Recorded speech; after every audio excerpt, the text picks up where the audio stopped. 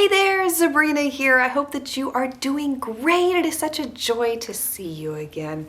I have a really powerful word to share with you today that I know is going to hit the heart of someone who needs to hear it. I was listening to someone recently and they were talking about envy and how corruptible envy is to us as a human race. And after I heard this man speaking about envy, I started meditating on it with God, and God started speaking to me about comparison. Comparison is the root of envy. And when we compare ourselves to anyone else, that's when we open the door for envy. Theodore Roosevelt is quoted as saying, "Comparison is the thief of joy."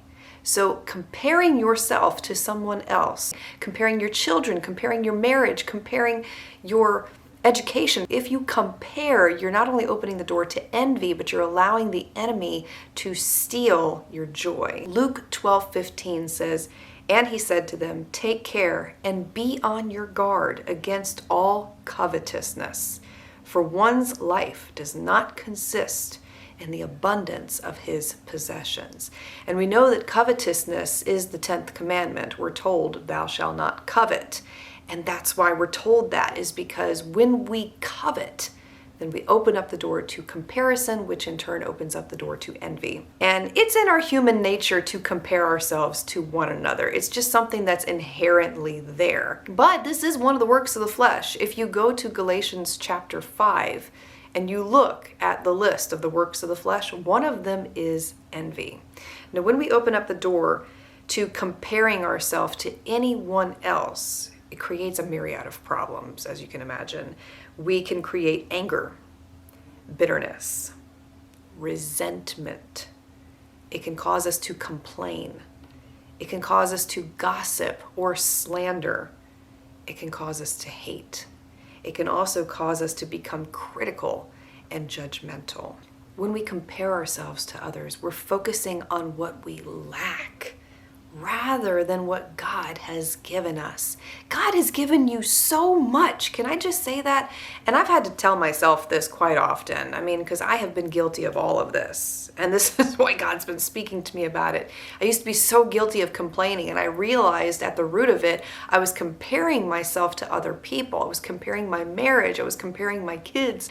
I found it so profound that when we do those things, we're not focusing on the things that God has given us. We're not focusing on the things that make us unique, that set us apart as us. And I know there are so many things in your life to be grateful for. Oh my gosh. I know that for a fact. I know that to be true. We are the most blessed nation among nations here in the United States. But we're also the most ungrateful nation of all nations, which is completely mind-blowing when you think about it. So how do you get away from comparing yourself to other people? There are a few things that you can do that I'll share with you that have helped me. The first one is to start a gratitude journal. This is extremely helpful because if you wake up each and every day and you write down 3 to 5, maybe 10 things that you're grateful for that day, it recenters your mind. And even if you find yourself throughout the day focusing on someone else or looking at this or that, if you go back and you read your gratitude journal of the things that you wrote down for that day and you meditate on those things and you begin to thank God for those things, it causes you to become grateful rather than seeing lack. Now, another thing that you can do is to limit your time on social media. Social media is one of the biggest culprits for covetousness and comparison. It's everywhere, and it's hard to avoid, especially if you have a job on social media. I relate, believe me. The other thing that I have started to do is to focus on the testimonies that I have. I've got some really powerful testimonies from my life, things that God has done in my life that are tremendously miraculous. And I know you have those too. So in those times when you're feeling comparison or you're feeling lack or you're feeling ungratitude, focus on the testimonies that God has done for you, because the word says you overcome by the blood of the Lamb and the word of your testimony. You overcome with those two things. Your testimony is so powerful because it has only happened to you. If you can go back to a miraculous time in your life where God did something for you that you know it was God, and there's no way it could be man, there's no way that you did it, you just know it was God, and you focus on that time. For me, it's the time when the Lord saved me from that near-death car accident that I've shared here on the channel. I can go back and really meditate on being there, hearing his voice audibly, remembering pulling over to the side of the road, crying uncontrollably. I can remember all of it as if it just happened, and I relive it in the moments when I'm feeling ungrateful, in the moments that I'm feeling like I want to complain.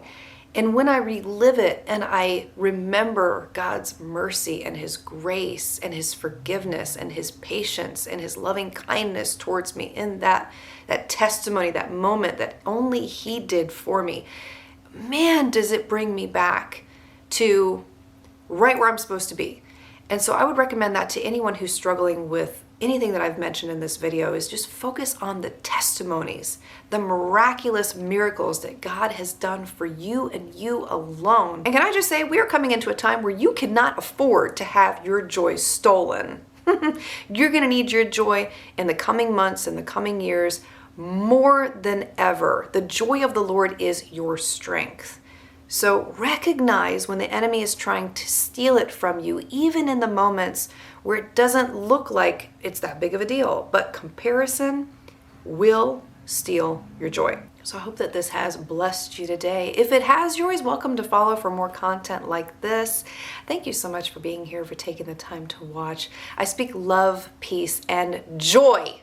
I speak joy into you and into your home. Let the joy of the Lord reign supreme. Let the joy of the Lord be your strength. I speak it into you. I speak it into your home. And may God bless you. May he prosper you. May his righteous right hand of favor be upon you. I'll see you next time.